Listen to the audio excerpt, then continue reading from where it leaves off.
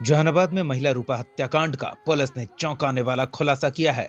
महिला की हत्या करने वाला कोई और नहीं बल्कि महिला रूपा का पति ही निकला। बताया जा रहा है कि महिला का गांव के एक युवक से अवैध संबंध होने का संदेह था, जिसे लेकर उसके पति ने गला घोटकर उसकी हत्या कर दी। पुलिस ने आरोपी पति मुकेश को गिरफ्तार कर जेल भेज दिया है। मामला परसबीघा थाना क्षेत्र के निहालपुर मठिया गांव का है। घटना को लेकर सदर एसडीपीओ राजीव कुमार सिंह ने प्रेस कॉन्फ्रेंस कर बताया कि रविवार की शाम एक महिला का शव बरामद किया गया। महिला की पहचान रूपा देवी के रूप में की गई थी। पहली नजर में महिला की गला घोटकर हत्या का अंदेशा लगा। शव को पोस्टमार्टम के लिए पुलिस ने भेजा।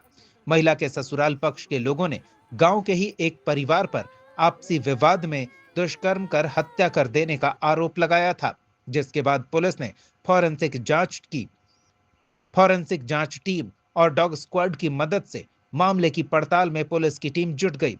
डॉग स्क्वाड की टीम ने पुलिस को महिला के ससुराल वाले घर तक पहुंचाया।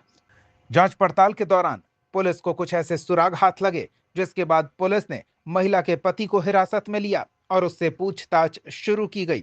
पुलिस की सख्ती के सामने महिला का पति फौरन टूट गया और उसने हत्या की इस वारदात में अपनी संलिप्तता स्वीकार की। उसने बताया कि महिला का अवैध संबंध होने का संदेह था और उसे इस बात का शक था कि वो अपने प्रेमी के साथ मिलकर उसकी हत्या कर देगी। इसीलिए उसने हत्या की इस वारदात की तैयारी की।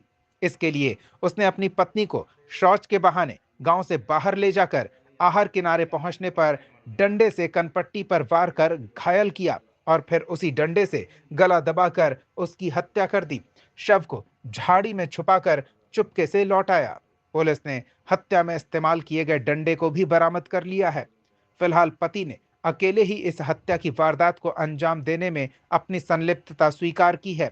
हालांकि पुलिस अभी भी जांच पड़ताल में जुटी है। पुलिस यह भी पता लगा रही है कि इस घटना में अगर और लोग शामिल थे तो वो कौन थे। जहानाबाद न्यूज के लिए मुकेश कुमार की रिपोर्ट। वहीं गांव से 400-500 मीटर दूर ले और वहां पे मतलब बोला कि पहले यहाँ पे हम अचानक से हम मारे मर गए। मारे तो गिर गई तो फिर वही डंडा से गला दबा। इस पार्ट में इंजरी तो था।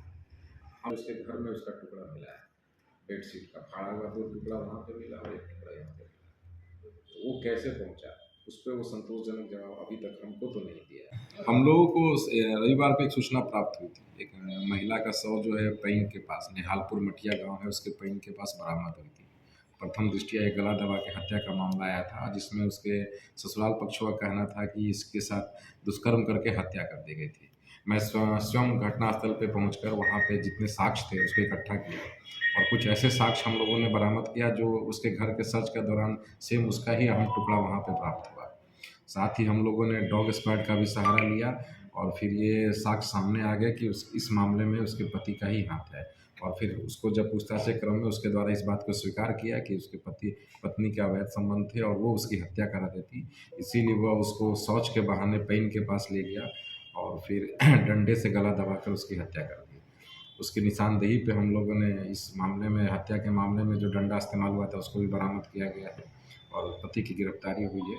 उसके परिजनों ने आवेदन में 2 ने नाम दिए हैं, जिनको जांच के उपरांत बेहतर कार्रवाई किया जाएगा। हत्या में कौन कौन लोग शामिल थे सर?